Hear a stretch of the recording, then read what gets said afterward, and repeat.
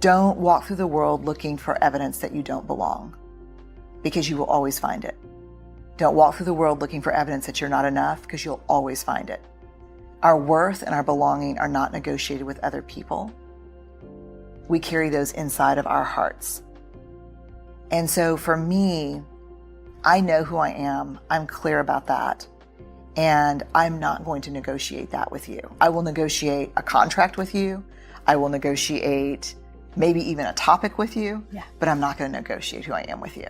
Because then, and this is, I think, the heart of the book, then I may fit in for you, but I no longer belong to myself. And that is a betrayal I am not willing to do anymore. I spent the first 30 years of my life doing that. I'm not willing to betray myself anymore to fit in with you. I just can't do it. I've just never done anything that's turned out to be valuable that wasn't just scared shitless to do it. Like everything I've ever done that's ever really made a contribution, I have felt alone in doing it and afraid, but alive. Yeah. Well, I think what I have found is that after the first time, and it only really takes one time, after the first time that you opt to brave the wilderness, you pull away from what a group of people thinks. Maybe it's your creative community, it's your critics. The first time you pull away and find power in standing on your own, I think your heart is marked by the wild. I think you belong into the wilderness in a different way, because every time after that, when you choose fitting in over belonging to yourself, it's painful. And so to me, the whole idea is not just navigating the wilderness, which I think every poet and theologian and writer over time has used the wilderness as this kind of a lone journey thing. It's not just about navigating the wilderness, it's about becoming the wilderness. It's about becoming, I am going to be on my own a lot, and it's going to be okay, because there is beauty and strength in that. And it's not that I won't ever find great joy in being a part of something, but I will always belong to and believe in myself first.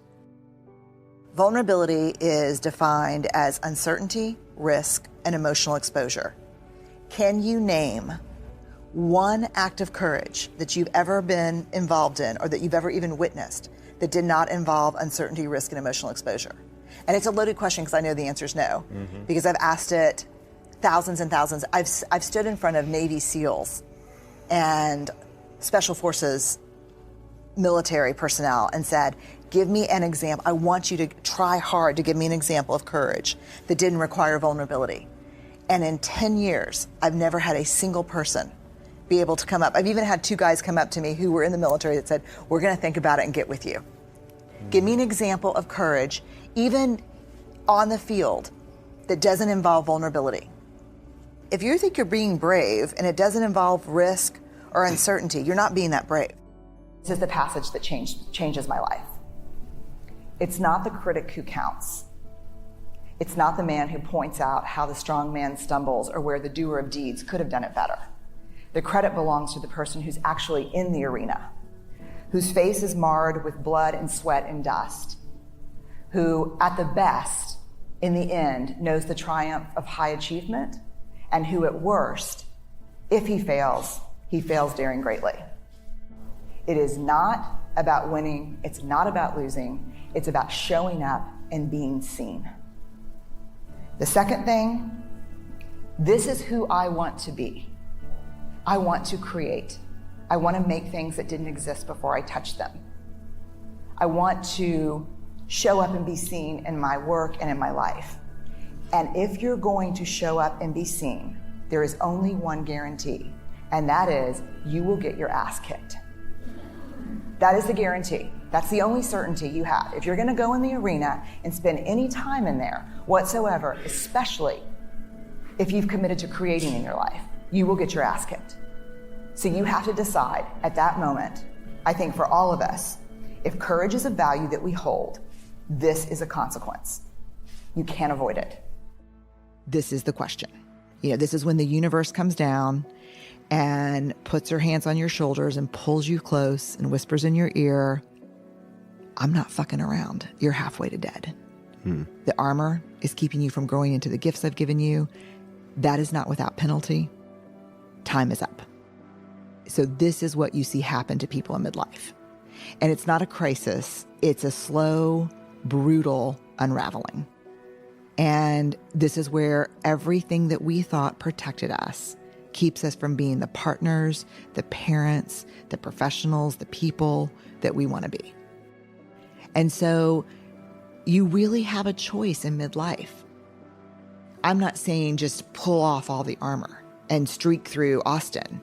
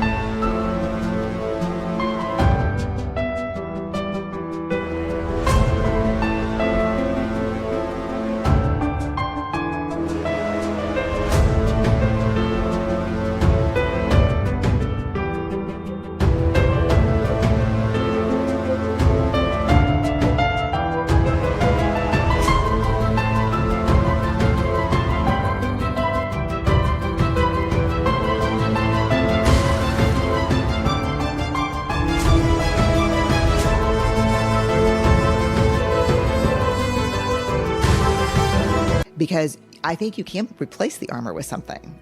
I think it's curiosity is what you replace it. You just become very curious about yourself, about the world. Why did I react that way? Curiosity is really the superpower for the second half of our lives because it keeps us learning, it keeps us asking questions, and it increases our self-awareness. If something happens and you're overwhelmed with shame, the first thing you need to do is get back on your emotional feet. Don't talk, text, or type to anyone because one of the things we want to do is push that shit out on other people. Get into a dark, quiet place and then talk to yourself like you talk to someone you love. Just be like, dude, it's okay. Like, you screwed this up. What you said was super hurtful. You're going to have to circle back and clean that stuff up. But give yourself a break here. Then reach out and talk to someone about what you're feeling. Shame cannot survive being spoken. So if I call you and I'm like, oh my God, Lewis, I'm in a shame shitstorm. You're not going to believe what happened. And you listen to me and you respond empathetically,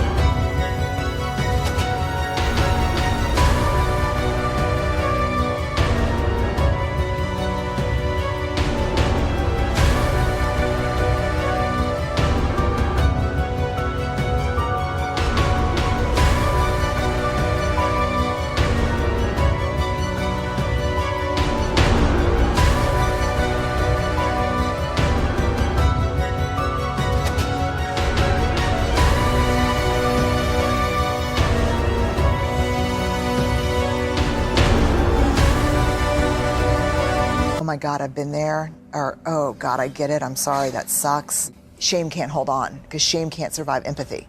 So two choices. You own your story, you get to write the ending. You don't own the story owns you. The thing that I learned about belonging that I think is so powerful and that I cling to as a creative is that belonging is not something we negotiate with the external world. It's something we carry in our hearts. And as it turns out that the men and women who have the highest levels of true belonging not only find sacred being a part of something bigger, but they have the courage to stand alone. And the reason why art and creativity are going to be so important to our healing and to whatever comes next in our world is every creative knows what it's like to stand alone. And so creatives have this incredible ability when they find the confidence to be able to find beauty and value in being part of a creative community, but also the courage to stand alone. And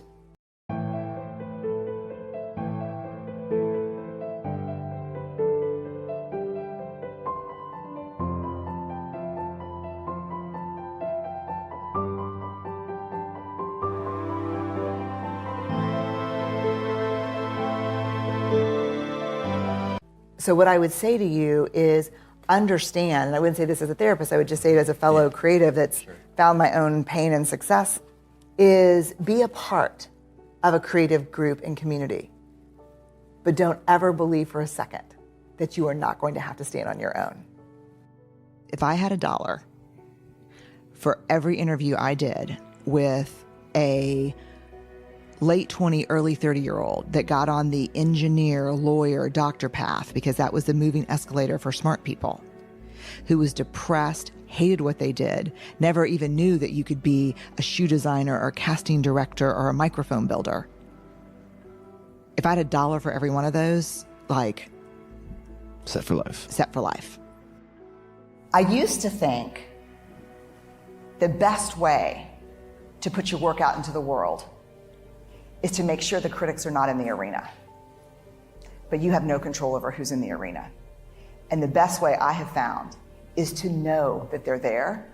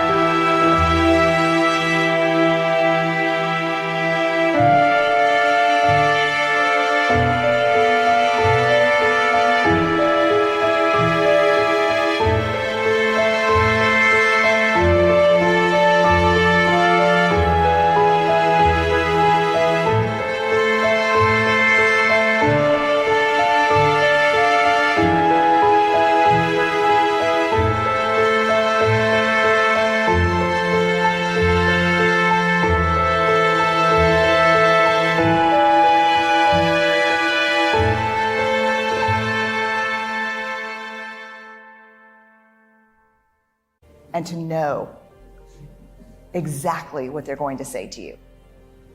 The 3 seats that will always be taken when you walk into the arena, when you share your work with someone, the 3 seats that will always be taken are shame, scarcity, and comparison. Shame, completely universal human emotion. We all have it. It's that gremlin that whispers, you're not enough.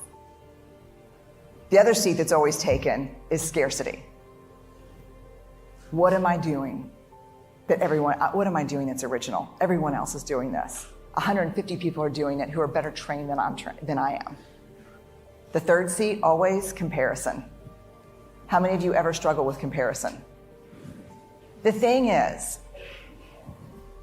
I don't care what people think. I don't worry about the critics in the arena. Sends a huge red flag up for me. We're hardwired for connection. When we stop caring what people think, we lose our capacity for connection. When we become defined by what... Step 1, wake up early, gonna rise with the sun. Step 2, get some good, some food in you.